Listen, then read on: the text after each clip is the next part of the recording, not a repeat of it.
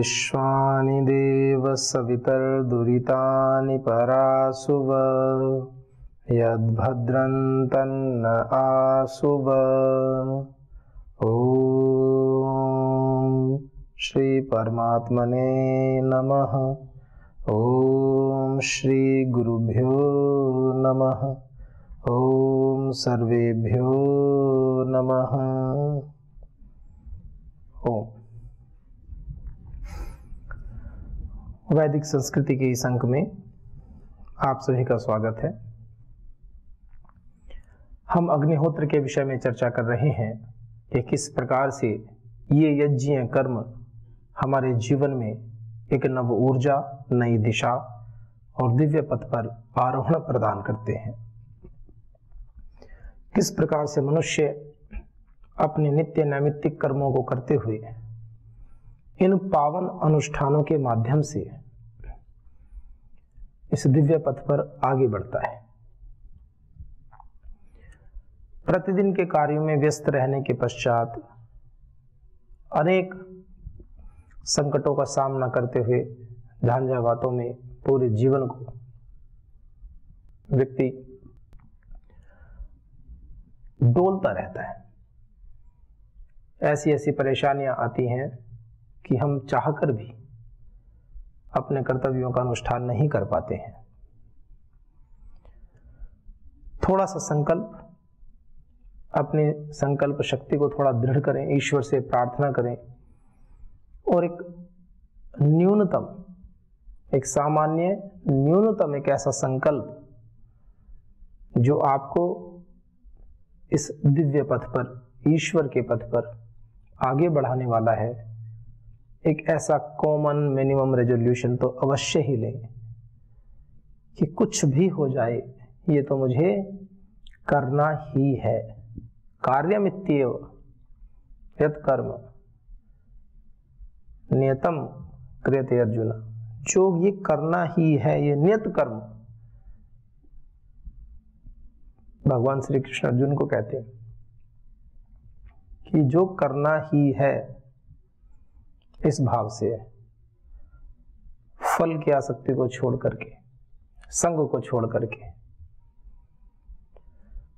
तो वो नियत कर्म क्या हो सकते हैं? तो अग्निहोत्र है, संध्या है, ये हमारे नियत कर्म है। 12 मिनट 15 मिनट का समय निकाल करके आप दोनों समय ना कर सकते हो कि संध्या भी करनी है, अग्निहोत्र भी करना है। प्रातःकाल अग्निहोत्र कर लो, सायंकालीन संध्या कर लीजिए। प्रातःकाल संध्या कर लीजिए, सायंकालीन यज्ञ कर लीजिए, अग्निहोत्र कर लीजिए। अपनी दिनचर्या के अनुसार, अपने कार्यों के अनुसार समय तो निकालना पड़ता है, निकालना चाहिए। मनुष्य है तो ईश्वर के प्रति कृतज्ञता भाव रखते हुए, देवताओं के प्रति कृतज्ञता भाव रखते हुए, अपने बड़ों के प्रति, गुरुजनों के प्रति आदर सत्कार का भाव रखते हुए, कृतज्ञता का भाव रखते हुए माता पिता के प्रति ये कार्य अवश्य कर लेने चाहिए। सामाजिक तो यश और कीर्ति हमें मिलती ही है, लेकिन कहते हैं स्वर्ग की कामना करने वाले भी यज्ञ करने वाले हों। स्वर्ग की कामना करने वाले, स्वर्ग कामो यज्ञेत, ऐसे कहा। स्वर्ग की कामना करने वाले यज्ञ करें, जो कि पारलौकिक सत्य है, मृत्यु के पश्चात का सत्य है, जो अदृश्य सत्य है। लौकिक ऐश्वर्य को तो पाते ही हैं, पारलौकिक ऐश्वर्य की भी प्राप्ति के लिए कहा गया स्वर्ग कामो यज्ञेत। जो स्वर्ग की कामना करने वाले हैं उनको यज्ञ करना चाहिए। तो वेदों में ये बातें आती हैं, और वेदों में, शास्त्रों में जो बातें लिखी हैं, जो विधि लिखी हैं, वो नित्य ही सही हैं और सत्य हैं, और वैसा करने से वैसा फल प्राप्त होता है। वो समस्त विधि शक्य हैं, हो सकती हैं। शक्योपदेशः, शास्त्रों में जो बात कही जाती है उसके लिए कहते हैं शक्योपदेशः। जो शक्य है, जो हो सकता है, शास्त्र उसी का उपदेश करता है। अशक्य का उपदेश नहीं करता, ना शक्य उपदेश। जो अशक्य है, जो नहीं हो सकता है, शास्त्र उसकी बात ही नहीं करता है, वेद उसको कहेंगे ही नहीं। वेद उसी को कहते हैं जो मनुष्य कर सकता है। तो अग्निहोत्र के मंत्रों में, जो मंत्रों का स्वाध्याय क्रम चल रहा है, उसी में ओम भूरग्नये प्राणाय स्वाहा इदम अग्नये प्राणाय इदं नमः। ओम भवर्वायवेपनाय स्वाहा इदं वायवेपनाय इदं नमः। ओम स्वराध्याय व्यानाय स्वाहा इदमादित्याय व्यानाय इदं नमः। स्व जो सुख स्वरूप परमात्मा है, ओम भूर्भुवः स्वः, ये 3 पद महाव्याहृति बोलते हैं इनको। ओम भू, ओम भुवः, ओम स्वः। ओम भूः प्राणों से प्यारा परमात्मा है, भुवः दुखों का नाश करने वाला है। जो प्रेम करते हैं हमसे, जो प्रेमी है हमारे, माँ है, पिताजी हैं, गुरु आचार्य हैं, हमारे मित्र हैं, जो हमें प्रिय है। प्रिय की परिभाषा क्या है? जो हमारे दुखों को दूर करे। रात को सर्दी लग रही है और माँ पास में है, तो देखेगी बच्चे को सर्दी लगी है तो उसको उपयुक्त वस्त्र प्रदान करेगी। रात्रि में माँ के पास छोटा बच्चा सोता है, जाड़ों का समय और बिस्तर गीला कर दिया, तो माँ स्वयं गीले पे सो जाएगी, बच्चे को सूखे पे सुलाती है। जहां स्वयं सोती है वहां बच्चे को सुला देगी, उसकी जगह स्वयं लेट जाएगी। सुख प्रदान करती है, स्वयं कष्ट सहकर भी दूसरों को, दूसरे तो क्या अपने ही है बच्चे, सुख प्रदान करती है क्योंकि वो अपना मानती है। ऐसे ही प्रकृति भी है, ये भी माँ है, बस हम इसे माँ मानते नहीं है। जिस दिन हमने प्रकृति को माँ मान लिया, हमें बच्चे की तरह प्रेम करने लगी। वो तो अभी भी करती है, ऑक्सीजन देती है, सारे प्राकृतिक पदार्थ तो हमें उपलब्ध हैं ही। कोई किसी से पूछे कि पानी बनाने के लिए आपने क्या किया, आपको बचपन से लेकर मृत्यु पर्यंत जब भी प्यास लगेगी पानी मिलता है, आपने क्या किया पानी के लिए? या जब से इस जीवन में आए हैं तब से आप श्वास लेते हैं, आपने क्या किया इस वातावरण को शुद्ध करने के लिए? वो ऑक्सीजन आपको मिलती रही, आपने क्या किया? एक व्यक्ति कहीं जाता है, किसी दुकान में काम करता है, कहीं फैक्ट्री में काम करता है, तो 30 दिन के बाद भी कहता है मालिक से पैसे, सैलरी चाहता है। और यदि वो काम नहीं करता तो मालिक भी कह देता है कि भाई पैसे देता हूं, काम करो। हम क्या दे रहे हैं? हम तो बस ले रहे हैं। कोई कर्मचारी, कर्मयोगी भाई ऐसे कहे कि बस मुझे तो हर महीने सैलरी देते रहो, मैं काम कुछ नहीं करूंगा आपके लिए, तो क्या ये संभव है? लोक में तो संभव भी नहीं है। ये सब बातें लोक में संभव ही नहीं है, हमारे चिंतन से परे हैं। और क्या प्रकृति ऐसा नहीं कर रही है?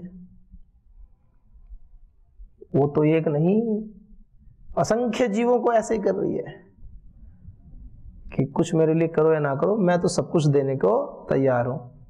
पानी को दूषित करो, मना नहीं करती है। वृक्ष काट लो तो भी ऑक्सीजन देती है। जब तक अंतिम श्वास, अंतिम जब तक सोर्स मौजूद है, उपलब्ध है, स्रोत उपलब्ध है, तब तक अपना सर्वस्व निछावर करती है। जब बचे ही ना तब कहां से दे बेचारी। लेकिन जितना भी है, जैसे गन्ना होता है ना, उसका जब रस निकालते हैं, उसको मशीन में डालते हैं, पहली बार दूसरी बार निचोड़ते रहते हैं, निचोड़ते रहते हैं, अपने अंतिम मिठास की बूंद तक वो मीठा ही रस देती है। ऐसी प्रकृति है। कितना भी आप दोहन करते रहो, वो अपने नियम से नहीं हटती है। हमारी स्थिति कैसी है? इसलिए वो मां है। तो कैसे कृतज्ञता ज्ञापित करें? अग्निहोत्र एक माध्यम है। वातावरण की शुद्धि होती है एक अलग विषय है, लेकिन अग्निहोत्र के माध्यम से जो साकल्य, जो हवि हम प्रदान करते हैं, वो भी सीधे देवताओं को जाती है। जो घृत, जो साकल्य, जो सामग्री हम यज्ञ की अग्नि में प्रदान करते हैं अग्निहोत्र करते हुए, तो आदित्य जो अग्नि की किरणें हैं वो सूर्य रश्मि के साथ में द्युलोक तक जाती हैं। ऐसा विधान है। जो साकल्य होते हैं, जिन भावों से हम प्रेषित करते हैं वो भाव जाते हैं। इसलिए कहते हैं ना, भाव पूर्वक श्रद्धा पूर्वक यज्ञ करें। श्रद्धा की बड़ी महिमा है। तो कहा, और जब जो हमसे प्रेम करते हैं वो हमारे दुखों का नाश करते हैं, और जब दुखों का नाश हो जाता है तो सुख तो मिलता ही है। ओम स्व, तो और कहा ही है, ओम स्वरादित्याय व्यानाय स्वाहा। जो सब जगत का संचालक है परमात्मा, सर्वव्यापक है व्यानाय। तो उसके लिए ये सब जो भी है, हम जो भी कमाते हैं, जो भी अर्जन करते हैं, समस्त परमात्मा के चरणों में समर्पित कर दें। फिर कहेंगे जी हमें तो 1 महीने में तो सैलरी मिली, वही हमने जाके परमात्मा के चरणों में समर्पित कर दी, हम कैसे खाएं? मतलब इस भाव से कमाओ, भगवान की पूजा ही हो जाए आपके कर्म। ऐसे श्रीमद् भगवद गीता में कहा ना, स्वे स्वे कर्मण्यभिरतः संसिद्धिम लभते नरः। ऐसे कहा, स्वे स्वे कर्मणि अभिरतः, अपने अपने कर्मों में लगा हुआ व्यक्ति संसिद्धिम, अच्छी प्रकार से सिद्धि को लभते, प्राप्त कर लेता है। अपने अपने कर्म में लगा हुआ, ऐसे कहा। तो हम बने वैसे, अपने अपने स्वकर्म निरतः सिद्धिम यथा विन्दति तच्छृणु। और अब अपने अपने कर्मों में लगा हुआ व्यक्ति सिद्धि को प्राप्त कैसे करता है, तो उसके विषय में भी बताते हैं। यतः प्रवृत्तिर्भूतानां येन सर्वम इदं ततम्, जिससे यतः प्रवृत्तिर्भूतानां, समस्त जीवों की चेष्टाएं चल रही हैं, प्रवृत्तियां चल रही हैं, समस्त जगत गतिशील है। येन सर्वम इदं ततम्, और समस्त इदं सर्वम, समस्त जगत को जिसने विस्तार को धारण किया हुआ, समस्त जगत का विस्तार जिससे है, जो समस्त जगत में व्याप्त है, समस्त जीव जिसकी महिमा से चेष्टा करते हैं, उस परमात्मा के लिए क्या कह रहे हैं, कैसे हमें कर्म करने चाहिए? स्वकर्मणा तमभ्यर्च्य सिद्धिम विन्दति मानव। स्वकर्मणा, अपने कर्म के द्वारा, तम उसको, उस परमपिता परमेश्वर को अभ्यर्च्य, पूजा करके, अपने कर्मों से पूजा करके उसकी, तो कहा सिद्धिम विन्दति मानव, वो मनुष्य निश्चित लक्ष्य को पा लेता है। 2 बातें इसमें विशेष आ गई। एक तो हमें अपने अपने कर्मों को करना चाहिए, जो हमें कर्म नियत हो गए हैं, जो हमारे कर्तव्य कर्म है वो करने चाहिए। छात्र है, पढ़ना चाहिए, मन लगा करके पढ़े 100%। खेलने के समय खेलें, सर्वांगीण विकास आवश्यक है, लेकिन जितना उपयुक्त है। ऐसा नहीं कि 1 घंटा पढ़कर 8 घंटा खेलना, ऐसा नहीं। पढ़ाई करें, 1-2 घंटा खेल में लगा लें, 1 घंटा प्राणायाम आदि कर लें, प्रातःकाल थोड़ा व्यायाम कर लें, शाम को थोड़ा खेल लें। जीवन चक्र को आगे बढ़ाने के लिए आवश्यक है। लेकिन विद्या काल में, विद्यार्थी काल में यदि पढ़ाई नहीं करेंगे तो आप अपने कर्तव्य कर्मों का पालन नहीं कर रहे। स्वे स्वे कर्मण्यभिरतः संसिद्धिम लभते नरः, जो बात कही गई, अपने अपने कर्म में लगा हुआ व्यक्ति ही सिद्धि को पाता है। और अगली बात कही, अपने कर्म में भी किस भाव से लगे। एक तो होता है कर्म तो कर रहे हैं, अपना पर परेशान होकर कर रहे हैं, अरे कहाँ फंस गए, कहाँ अष्टदश याद कर रहे हैं, बड़ी कठिन है, दर्शन पढ़ रहे हैं, बड़े कठिन है, श्लोक याद करने पड़ते हैं, परेशान हो रहे हैं। तो क्या कहा, स्वकर्मणा तमभ्यर्च्य, अपने कर्म भी ऐसे करो कि भगवान की पूजा बन जाए। अपने कर्मों से ही भगवान की पूजा करो।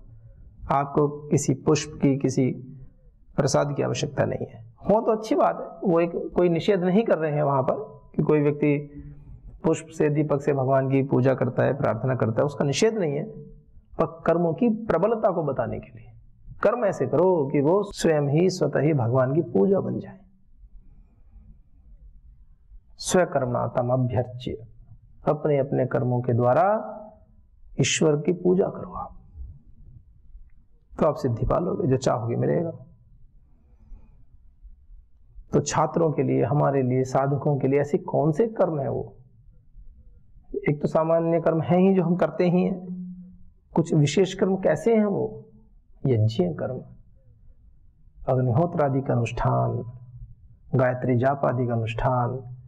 विद्यार्थी हैं तो उसमें विद्या में अधिक से अधिक मन लगाएं, गुरुजनों की 100% आज्ञा का पालन करें, गुरु आज्ञा में जिए, अपने लिए निर्धारित समस्त कर्तव्य कर्मों का 100% प्रामाणिकता के साथ ज्ञान पूर्वक, निर्देश पूर्वक, आज्ञा पूर्वक पालन करें, स्वयं करें, अन्यों को करने के लिए प्रेरित करें। ये तब मिलता है जीवन में सुख।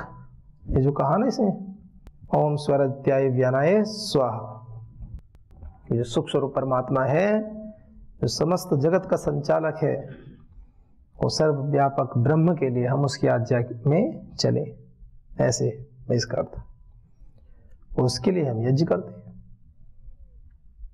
समस्त कर्मों को करने के बाद भी कुछ और कर्म करने का मन करता है ना, कुछ और पवित्र सा करें, कुछ और पवित्रता से करें।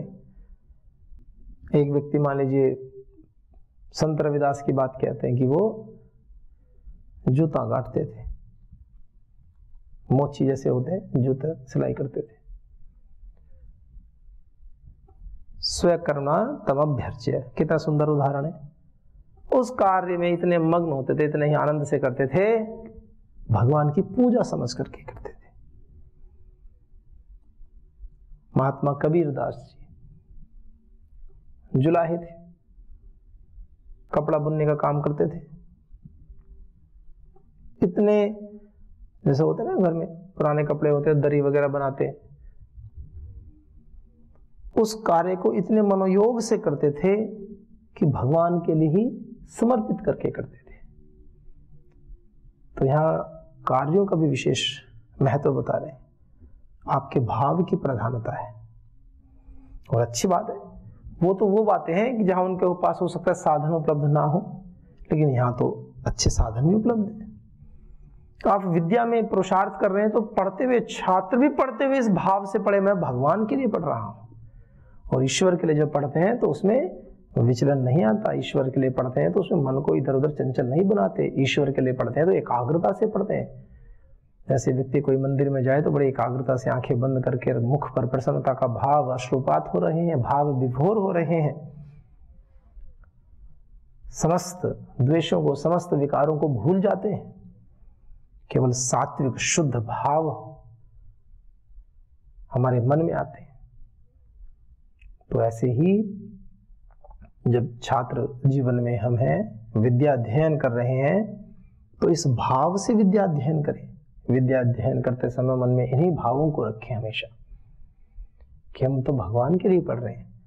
पाठ सुनाते हैं, भगवान को ही सुना रहे हैं, इस भाव से कि भगवान जी स्वयं आकर के हमसे सुन रहे हैं, इस भाव से सुनाएं। आपके भाव की प्रधानता है, पुरुषार्थ पूर्वक भाव होता है। पूरे दिन याद ना करें, आंख बंद करके सोचे कि हम तो भगवान को सुना रहे, याद तो कर ले भाई पहले, सुनाएगा क्या भगवान को। जैसे परम श्रद्धेय श्री स्वामी जी महाराज आए, परम श्रद्धेय श्री गुरुदेव आकर के कहें कि आओ मुझे सुनाओ। आपकी याद नहीं है, याद भी है तो कच्चा कच्चा याद है। वो बैठ गए सुनने के लिए, आप अटक अटक करके सुना रहे हो। एक एक श्लोक को सुनाने में आपने समय लगा दिया 5 मिनट, जो 5 सेकंड का काम है उसमें 5 मिनट लगा दी। आपको भी अच्छा नहीं लगेगा, आपको लगेगा कि 5 सेकंड का काम था, हमारे गुरुजी के 5 मिनट खराब हो गए। और आप तो भगवान को बुला रहे हो सुनाने के लिए और याद भी नहीं किया। तो भगवान को तो जो भी लगेगा लगेगा, पहले आपको ही अच्छा नहीं लगेगा। तैयारी पूरी करो, अच्छे से पढ़ो। तो एक अगला मंत्र लेते हैं। ओम भूर्भुवस्सुः सुरग्निवायवादित्येभ्यः प्राणापान व्यानेभ्यः स्वाहा। इदमग्नि वायवादित्येभ्यः प्राणापान व्यानेभ्यः इदन्न मम। ओम भूर्भुवस्सुवः, ये तो मंत्रों के अर्थ कई बार आ ही गए, एक विशेष व्याख्या भी कर रहे हैं इसमें। ओम भूर्भुवस्सुवः जो प्राणों से प्यारा परमात्मा है, दुख विनाशक है, सुख स्वरूप है। और क्या बता रहे हैं? अग्नि वायवादित्येभ्यः, अग्नि, वायु और आदित्य, तीन विशेषण लिए। ओम भूर्भुवस्सुवः, अग्नि, वायवादित्येभ्यः, वायु और आदित्य, जो थोड़ी संधि जानते हैं तो एको एणची होती है। वायु का उ, उसको वकार आदेश हो जाता है यदि अच परे हो तो। आदित्य का आ है, उ को वकार हो गया, वा में आ जुड़ गया तो वा बन गया, तो वाय वादित्य ऐसे हो गया। तो वायु आदित्य, तो क्या है? अग्नि वायु आदित्येभ्यः, अग्नि से, वायु से और आदित्य से। अग्नि, अग्नि, अग्नि मेरे हमारे अंदर संकल्प की अग्नि जलती रहे। अग्नि ज्ञान का प्रतीक है। तो परमात्मा कैसे है? वो ज्ञान स्वरूप भी है, और अग्नि उस ज्ञान स्वरूप परमात्मा के लिए, और वायु, वायु जो आनंद प्रदान करने वाला है। वायु,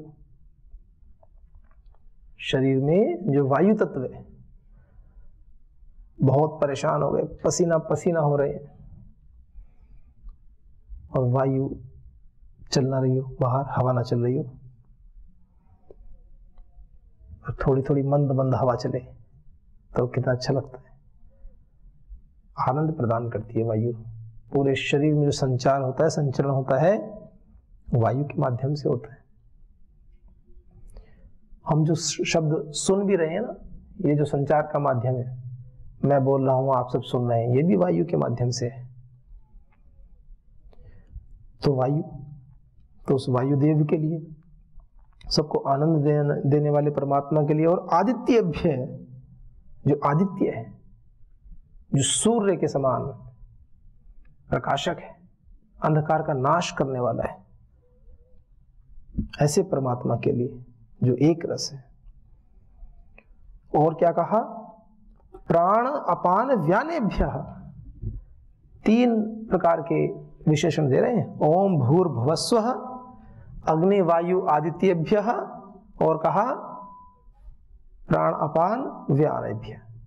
ओम भूर्भुवस्सुवः अग्नि वायवादित्येभ्यः प्राणापान व्यानेभ्यः स्वाहा। प्राण अपान व्यान के लिए भी, प्राण स्वरूप है, व्यान स्वरूप है और अपान स्वरूप है, ऐसे तीन प्रकार से विशेष व्याख्याएं दी। प्राण, जो प्राण है, प्राणों से प्यारा जो प्राण है, और अपान है, अपान प्राण, दुख का नाश करने वाला जो अपान प्राण है। और कह रहे हैं व्यान, जो समस्त जगत की जो क्रियाओं का हेतु है,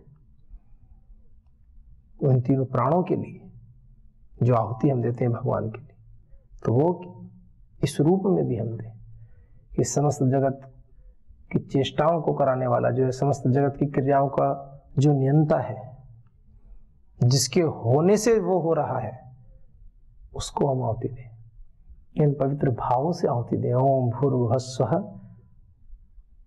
अग्नि वायु आदित्येभ्यः प्राणापान व्यानेभ्यः। प्राणापान, प्राण अपान, दीर्घ संधि होगी, प्राण और अपान दोनों मिलकर प्राणापान हो गया। तो प्राणापान व्यानेभ्यः स्वाहा। स्वाहा के योग में चतुर्थी विभक्ति होती है, व्याकरण का एक सामान्य सा नियम है। सूत्र अष्टाध्याय में नमः स्वस्ति स्वाहा स्वधालम वषड योगाच्च। स्वाहा के योग में, वषड के योग में, जैसे कहते हैं ना ओम श्री गुरुभ्यो नमः, तो गुरुभ्यो ये भी चतुर्थी विभक्ति है। तो ऐसे परमात्मने नमः, परमात्मने, परमात्मन प्रातिपदिक है, तो परमात्मने चतुर्थी विभक्ति का रूप है एक वचन का। तो ऐसे, तो इसी में भी यही कहा, बहुवचन का रूप लिया। स्वर अग्नि वायवादित्येभ्यः प्राणापान व्यानेभ्यः स्वाहा, कि परमात्मा जो प्राण स्वरूप है, जो दुख विनाशक है, दुख विनाशक यानी अपान, अपान प्राण को दुख का नाश करने वाला बताया। अपान प्राण कहते हैं ना, किसी का अपान प्राण बिगड़ जाए। अपान जो हमारे नाभि के नीचे का प्रदेश है, इसमें जो वायु सर्कुलेट करती है, अपान प्राण होता है। और अपान प्राण यदि किसी का बिगड़ जाए, नाभि से नीचे का, जनन इंद्रियों से और नाभि के मध्य में जो स्थान होता है, अपान प्राण इसको करता है। भोजन पचाना है, पेट के अंदर का कार्यक्रम है, जो भी मल आदि का विसर्जन करना है, अपान प्राण कार्य करता है। और ये बिगड़ जाए तो मामला गड़बड़, व्यक्ति परेशान होता है। बीमारी तो परेशान करते ही करते हैं। आदमी स्वस्थ और पेट साफ ना हो तो सारा स्वास्थ्य एक तरफ रखा जाता है। पेट को तो कहते हैं ना अनेक बीमारियों की जड़ है। कब जड़ है? जब अपान प्राण बिगड़ जाए तो जड़ ही है, और क्या। तो इसलिए अपान प्राण सुख प्रदान करने वाला होता है। ये बिगड़ जाए तो बिगाड़ दे, तो फिर बिगाड़ दे, फिर कहां से सुख प्रदान करेगा। तो इसलिए अपान प्राण, प्राण अपान और व्यान जो सुख स्वरूप है, जो व्याप्त है ईश्वर की तरह, जो व्याप्त है। तो ऐसे बड़ी सुंदर व्याख्या इसमें की है। तो ये हम जो भी सामग्री दे रहे हैं, आहुति दे रहे हैं, वो सब इस अग्नि स्वरूप, ज्ञान स्वरूप, सबको आनंद देने वाले इस प्रकाश स्वरूप परमेश्वर के लिए दे रहे हैं। इस प्राणों से प्यारे, समस्त दुखों को हरने वाले, सब जगत के आधार जगदीश्वर की आज्ञा पालन के लिए है, परोपकार के लिए है। और इसमें मेरा इदन न मम, और ये सब मेरे लिए नहीं है, मेरा कुछ भी नहीं है। हे भगवान, तेरा तुझको अर्पण, इस भाव से हम करें। तो इतने पवित्र भावों के साथ हम यज्ञ कर्म करें, अपने कर्तव्य कर्मों को करें, नित्य प्रति आनंद में रहें। तो आइए, ओम आपो ज्योति रसोमृतम, कितना सुंदर मंत्र है। तैत्तरीयोपनिषद में ये है, इसी की विशेष आहुतियां यजुर्वेद के मंत्रों में। याम मेधाम देवगणा, अच्छे अच्छे मंत्रों की व्याख्या अगले अंक में लेंगे। ओम शांति शांति शांति।